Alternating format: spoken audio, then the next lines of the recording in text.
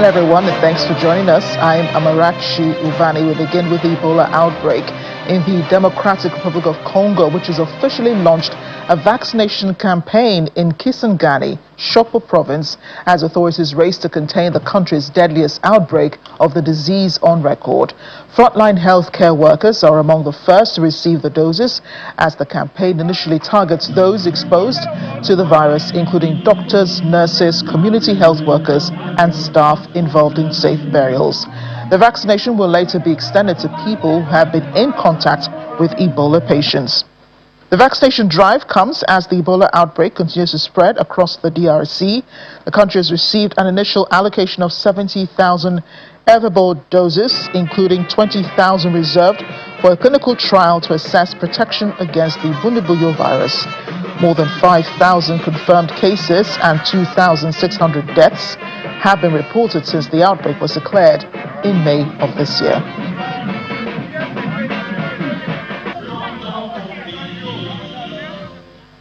To address the Ebola crisis in the DRC, the United Nations Secretary General Antonio Guterres has warned that the epidemic is spreading faster and wider than efforts to contain it, urging a stronger and more coordinated approach to overcoming the crisis. Speaking to reporters in New York, Mr. Guterres said more than 12 million people need humanitarian assistance and protection across the region.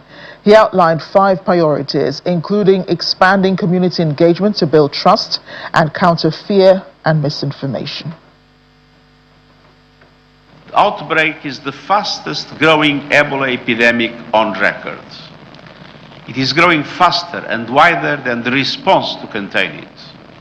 But it can be stopped. We know how to contain Ebola, how to interrupt transmission, and how to save lives. But we must also overcome another virus, the virus of indifference. We are facing a public health emergency in one of the world's most fragile settings. For example, 3 decades of conflict in Ituri province alone have displaced 1 million people and severely weakened access to food, healthcare, and other basic services. Across the region, more than 12 million people need humanitarian assistance and protection. And meanwhile, health systems are overstretched, infrastructure is weak, entire communities remain difficult to reach. We have appointed a UN Senior Ebola Coordinator and are aligning behind 5 priorities. First, community engagement is being expanded to build trust and counter fear and misinformation. Second, surveillance systems are being strengthened to identify and isolate cases more rapidly. Third, treatment and care capacity are being increased. Fourth, safe and dignified burial operations are being expanded. And fifth, we are working to stop Ebola from spreading further. Every gap in funding and operational support makes the Ebola response more challenging. We are doing everything possible to invest in that response, including through more than $80 million from UN pooled funds and support from partners. We have put forward a detailed $2.13 billion humanitarian needs and response plan. This is 48% funded, thanks in large measure to a major contribution by the United States. But current resources will last weeks, not months. Without additional funding, vital operations will run out of money just when they need to expand.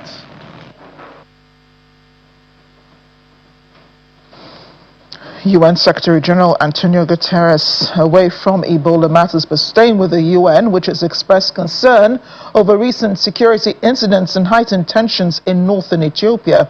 Addressing reporters in New York, UN spokesperson Stefan Dujarric said Secretary General Antonio Guterres welcomed renewed efforts by the African Union's High Representative for the Horn of Africa, former Nigerian President Olusegun Obasanjo. The former Nigerian president recently held consultations in Addis Ababa and the Tigray region as part of efforts to advance dialogue on outstanding issues. Dujarric urged all parties to support the initiative and seize the opportunity to advance dialogue.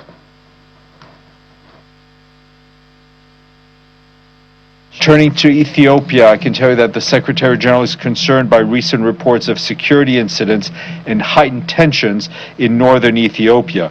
He underscores the importance of maintaining calm and sustaining progress towards lasting peace. He welcomes the renewed efforts of the African Union's High Representative for the Horn of Africa, and that is the former President of Nigeria, Mr. Obasanjo. That includes the recent consultations by Mr. Obasanjo in Addis Ababa and in Tigray province. The Secretary General urges all parties to support this initiative and takes this opportunity to advance dialogue on outstanding issues. The Secretary General calls on parties to refrain from actions and rhetoric that could heighten tensions, and that urges all to recommit fully to the comprehensive implementation of the permanent cessation of hostilities agreement. Back to the DRC now. President Felix Tshisekedi has launched a 3-month national dialogue to tackle the political, security and institutional crisis shaking the country. Speaking in Kinshasa, he said consultations would begin across the DRC's 26 provinces before moving to national talks in the capital, culminating in the National Pact for Peace, Cohesion and the refounding of the state.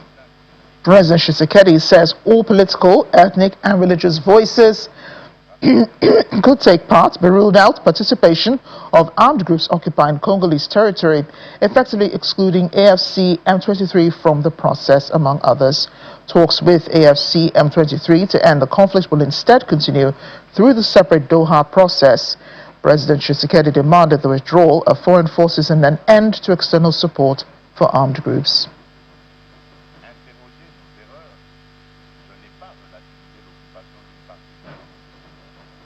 Meanwhile, communities living alongside oil fields operated by French-British energy giant Perenco on the country's Atlantic coast say the wealth extracted from beneath their land has come at a heavy cost. In Mwanda, farming and fishing communities have long complained that pollution linked to oil operations has damaged waterways, soil, crops and livelihoods. Meanwhile, the Congolese government says an environmental audit will be published with recommendations covering infrastructure, cleanup costs and measures to address environmental damage. Perenco has rejected accusations its operations are responsible for the pollution and health problems reported by residents and campaigners, instead pointing to other possible sources of environmental damage, including fuel trafficking, vehicles being washed in waterways, and the vandalism of oil infrastructure.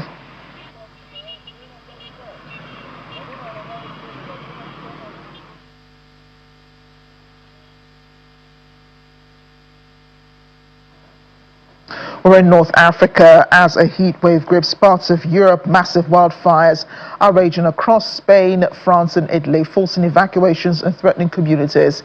But North Africa has not been spared. Wildfires continue to spread across Algeria's Jijel province, putting residential areas at risk and raising concerns over further destruction. Thick smoke covers the sky as wildfires consume vast areas of forest in Algeria, raging through Texena in northern Jijel province, engulfing homes and pastures.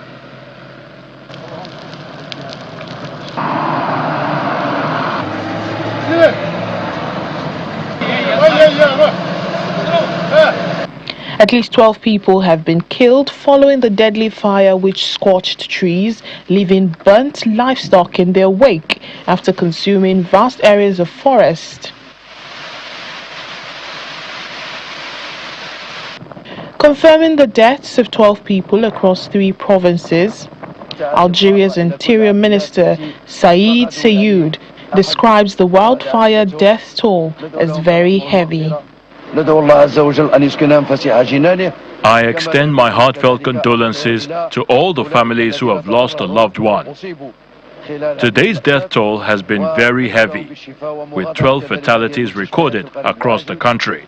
5 in Jijel province, 3 in Tizi Ouzou, and 4 in Béjaïa province. We mourn their loss and pray that Almighty God grants them eternal peace and gives their families and loved ones patience and strength. As emergency crews battle multiple blazes amid the intense heat wave, civil protection teams were able to rescue this man trapped in mud as he tried to flee the raging forest fires in Jijel.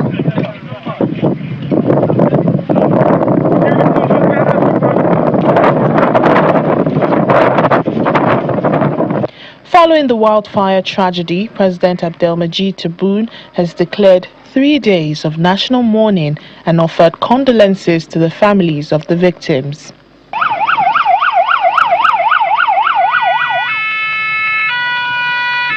Firefighting and rescue efforts continue as authorities work to bring dozens of wildfires burning across the country under control. The World Meteorological Organization says North Africa was Africa's fastest warming sub-region between 1991 and 2023, with temperatures rising about 0.4 degrees Celsius per decade. Days after presidential election results were announced, Zambia's opposition leader Brian Mundubile and his presidential running mate Makebi Zulu have been taken into custody over allegations of treason. Police say Mr. Mundubile, who had gone into hiding after disputing the recent presidential election results, surrendered to authorities after 2 weeks in hiding following a summons over an alleged national security threat. According to official results, the incumbent, President Hakainde Hichilema, was re-elected with 60% of the vote, while Mundubile received 38%. He had vowed to challenge the results, but Zambia's judiciary was shut down on Monday, the final day for filing an objection, with authorities citing security reasons. Meanwhile, international NGO Human Rights Watch says the closure was without credible explanation, describing it as a blow to the administration of law, transparency and due process in Zambia. The Constitutional Court says it has not received any petition challenging the election outcome, clearing the way for Hichilema's inauguration. Malian music star Salif Keita has cancelled his South African concerts. The decision by the world-famous Malian musician to stop touring in South Africa over what he describes as xenophobic violence has been met with disappointment in the province hosting a festival where he was due to perform next month. South Africa has been hit by a wave of protests demanding the undocumented migrants leave the country, with the latest unofficial deadline set for September 30. In recent months, tens of thousands of Africans have been voluntarily repatriated, with some saying they have been targeted with intimidation and attacks. While cracking down on illegal migration, the South African government says those who have taken the law into their hands have been arrested. And the world's youngest monarch, Oyo Rikudi IV, has died at the age of 34. The traditional Ugandan ruler became king of Tura in western Uganda at just 3 years old in 1995, following the death of his father. The Tura kingdom did not disclose the cause of King Oyo's death. However, Ugandan government minister was quoted in local media as saying he had been critically ill and was receiving treatment in the United States. Oyo, who was listed by Guinness World Records as the world's youngest reigning monarch, ruled over more than 2 million people. He was the 13th monarch of the kingdom, which was founded in the early 19th century. The Lagos State Ministry of Agriculture and Food Systems has reaffirmed its commitment to standards, quality and safety requirements of all consumers' products. The assurance comes as the state government trains rice millers on fortified rice production. At the event, the State Special Advisor on Agriculture and Food Systems, Mr. Oluwarotimi Fashola, said the initiative is to activate steps towards large-scale fortified rice production and strengthen technical expertise across the country. Our correspondent, Tisilayo Aberowu, reports. Rice millers, regulatory agencies including the Standard Organization of Nigeria, National Agency for Food and Drug Administrative and Control, Federal Ministry of Health, World Food Programme all gather in Lagos Rice Mill in Mota in the Ikorodu area of the state for a 3-day training program on fortified rice production. The program, organized by the Lagos State Ministry of Agriculture and Food Systems for stakeholders from the 6 geopolitical zones, is aimed at strengthening the capacity of rice millers and improve the nutritional value of rice consumed by Nigerians. We recognize that producing fortified rice consistently and to the high standard is a collective responsibility. The Federal Ministry of Health and other development partners stressed the importance of adhering to standards, product quality, and consumer confidence. Our NDHS report still shows that the deficiency is still very high. Anemia for pregnant women is up to 47%. For children, the same thing. So, Ministry of Health will not just sit there and see a vehicle that can move to many persons and just relax. The rice fortification agenda is serving dual purpose. One is to correct or to restore back what is lost during rice processing, and the other one, there are certain micronutrients that the federal government has approved to address our increasing rate of anemia in the country. Rice is a staple food for many households in Nigeria, with an annual consumption forecast at 8.6 metric tons for 2025-2026, projected to reach $38.4 billion by 2035. The growing demand has prompted government to promote fortified rice as a way of improving nutrition and reducing micronutrient deficiencies.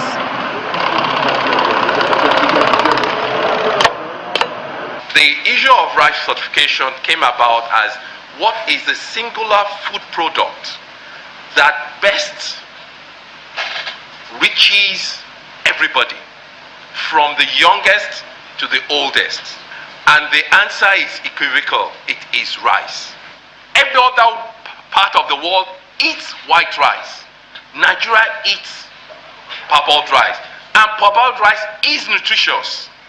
So you can now see if we're now eating a nutritious rice and we're now fortifying it even the more.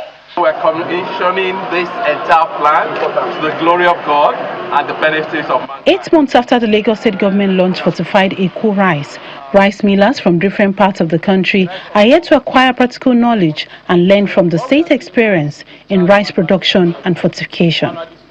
The open rice, the broken rice is blended into powder, and of course that at that stage that you mix it with the micronutrients. In Nigerian case, we have 7 micronutrients that has been approved. Participants are also exposed to practical aspects of the fortification process with the use of specialized equipment to enrich rice with essential micronutrients. Whenever we want to produce fortified rice, we just change the channel to go into the fortified machine, which also has a bunker, a scaling machine, a blending machine, and a discharging machine. Lagos State produces Eco Rice Farm Fresh, Eco Rice Classic, and Eco Fortified Rice. The fortified product contains essential micronutrients including iron, folic acid, and vitamin B12. Wow. The Lagos Rice Mill facility is among the few mills in Nigeria with the capacity to fortify rice, and the Lagos State government says is ready to expand the adoption of fortified rice and strengthen the rice value chain in Nigeria. Titilayo Abereowo, Channels Television News.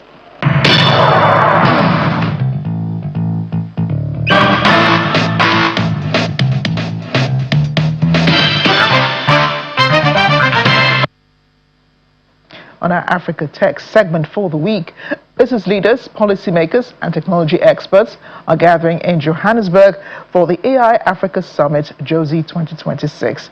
The summit focuses on the forces shaping Africa's economic future, including technology, artificial intelligence, digital transformation, and the role of business in driving inclusive growth. Our South Africa correspondent, Innocent Amosa, has more. Business and technology leaders are meeting here in Sandton Convention Center to unpack how Africa can harness innovation and digital economies to accelerate economic growth and remain competitive in a rapidly changing global economy. I wouldn't want to say it comes with a lot of joblessness. Basically what it does, it helps us to build skills that we never thought of. Like, remember now when you're dealing with AI, it requires human intelligence, and that is why you see my title says Intelligent Hyper-Automation. It is something that you cannot outsource, and only a human has intelligence. And that intelligence then is directed to training these agents, you know. So that is where now we need to start reskilling. Look at the opportunities rather than the disadvantages. Opportunities such as your intelligence. You're intelligent as a human being. How can you best use that intelligence? Financial decisions can often be complex and overwhelming, and intelligence assistance helps to simplify that. If a customer asks, like, what should I do with this home loan? How should I invest? That's really where we see AI transforming. It's like creating that value of AI isn't giving people more information, it's giving them the right information at the right time, at the right moment. Meanwhile, South African commercial bank ABSA is looking to deepen its presence in Africa with a particular focus on Angola and Nigeria. We have a rep office in Nigeria, and given that we have been there for quite a while, we have developed appropriate insight as to the client opportunity.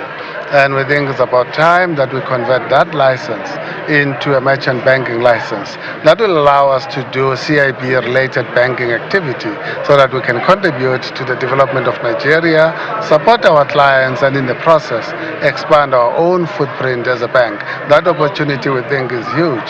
With regard to Angola, we want to enter Angola with the rep office first so that we can develop local insight and be able as well to understand the regulatory framework, build relationship, and at some future date, we'll also consider converting that into a different banking license. Will AI replace jobs or simply redefine them? As technology continues to transform the workplace, the challenge will be ensuring that workers are equipped with the skills to adapt. The future may not be about human versus machines, but about how effectively the two can work together.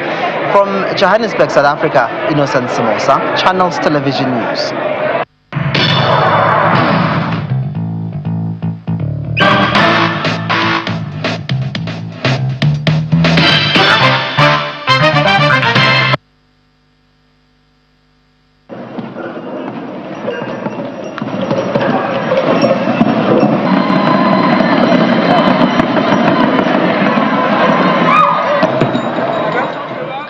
And let's take a drive down to Benin Republic, where the Ghani Festival has drawn royalty, horse riders, griots, and thousands of visitors as the historic city of Nikki celebrates one of the country's largest traditional gatherings.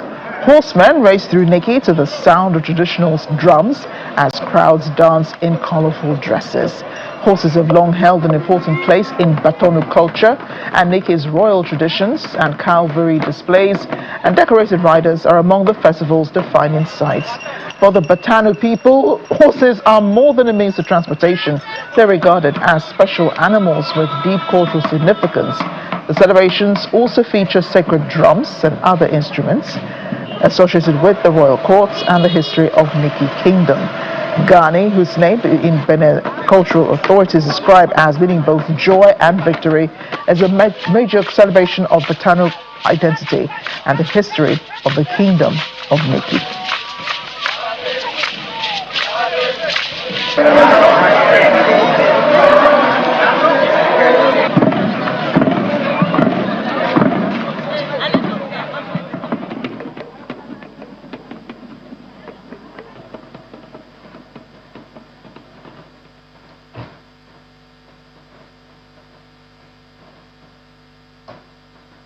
And our fun fact that ends the week also goes back in time to history, where the ancient city of Timbuktu in Mali was once one of the world's great centers of learning. At its peak, scholars traveled from across Africa and beyond to study at its schools and libraries, while thousands of precious manuscripts were produced and preserved there. Timbuktu's history manuscripts cover subjects ranging from astronomy and mathematics to medicine, law, and philosophy. A desert city that became a powerhouse of knowledge in Africa.